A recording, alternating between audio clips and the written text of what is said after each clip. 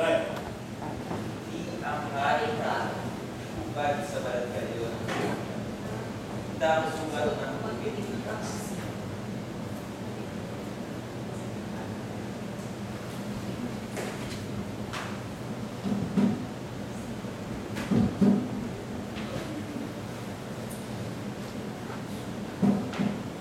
Di ka mo noon na katotohanan sa tao ay pagiging makasarili. Napatunayan mo yun kagabi. Mahal, alam mo,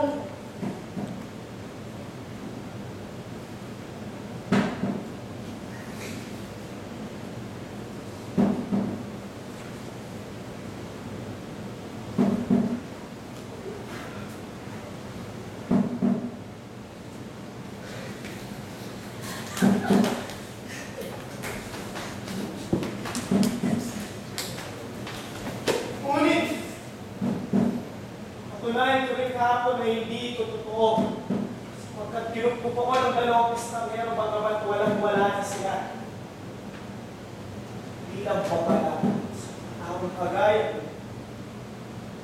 Ngunit kinakailangan ang patawan ng parusa. ngunit mahal na hari, ko inyong tiyo. Ay, Miguel. Kaya tiyo noon.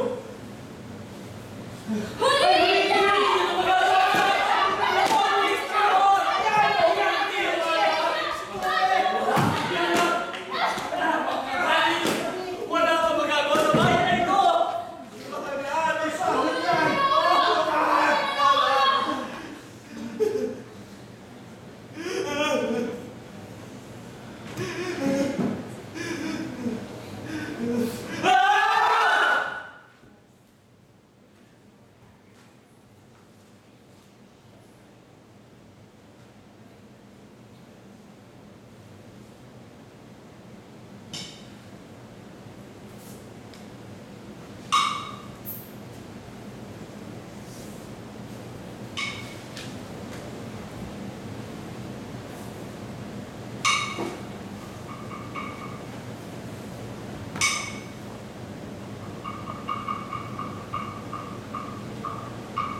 Laking sindak ng buong taong bayan, maging ang napakabatang hari sa nasaksihang pagpugol ng ulo.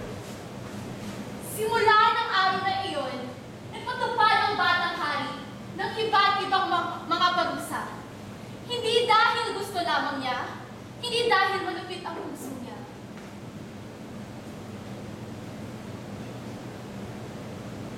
Kundi dahil pahinga iyon sa kanya, bilang sugo ng bathalang may kapal ng katarungan at kapayapaan.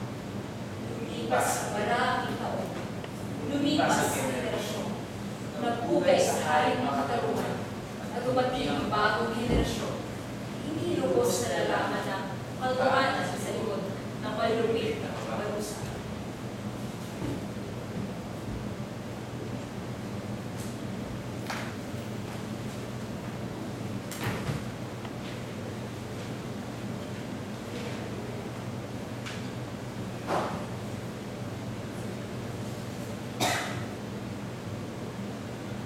Kalupitan sa mata niyong lahat ay katarungang kumikilos para sa iyo.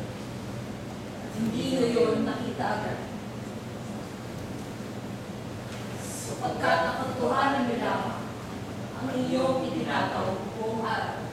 Sapagkat ang katotohanan niya lamang ang inyong itinataw buong araw.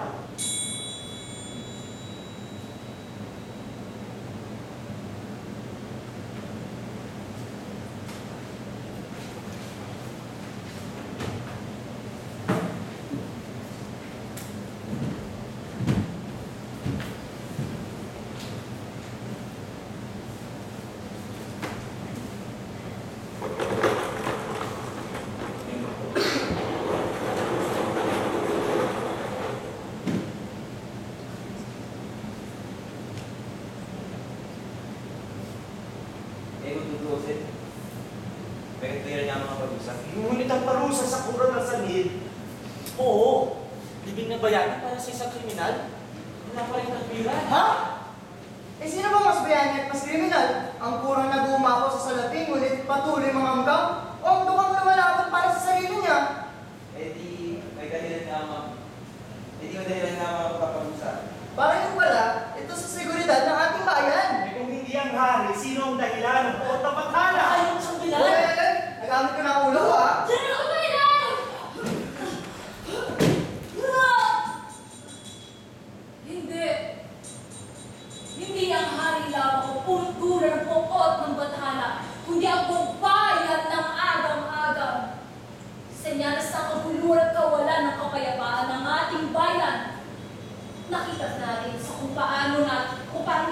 isang hari.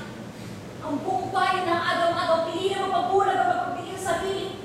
Damdamin kaya hindi natin nakita ang katuwiran sa pagmamalupit ng ating hari. Tayo lang ang may hawak sa kapalaran ng ating mahal na bayan ng ating agaw.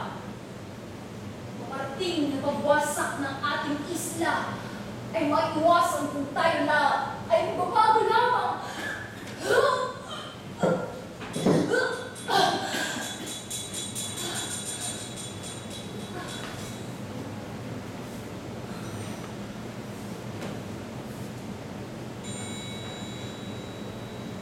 Mahal kong bayan, sapagkat ang salita ng babaylan ay salita ng bathalang may kapal, hindi makaiilang totoo ito. Gayunpaman, malinaw na sa akin ngayon ang patotohanan ng hindi lamang ako hari ng bayan ng agang-agang, hindi ako ay isang hamak na mamamayan nito. Bilang ninyo ako sa bayan, kaya't bahagi rin ako ng kinapuotan ng bathala. Kung man nabulag kayo ng inyong damdamin, o naman ay napikis sa paniniwala at kailangan ninyong makita ang katwiran sa kalupitan, kayo lamang. Ngunit, huminga sa kaitaasan. Hindi na umuhupa ang dilubyong gumugulo sa ating isla, buhat ang marahil ng ating pagkilala sa ating kamalian. Lahat tayo ay may sala. Lahat tayo ay may mali. Lahat tayo ay may pananagutan sa bayang ating sinilangan, maging hari man, isang hawak ng arbolero. Ngayong mulat na tayo sa tama at gustong paggamit ng dunong, tanggapin natin ito bilang hudyat mula sa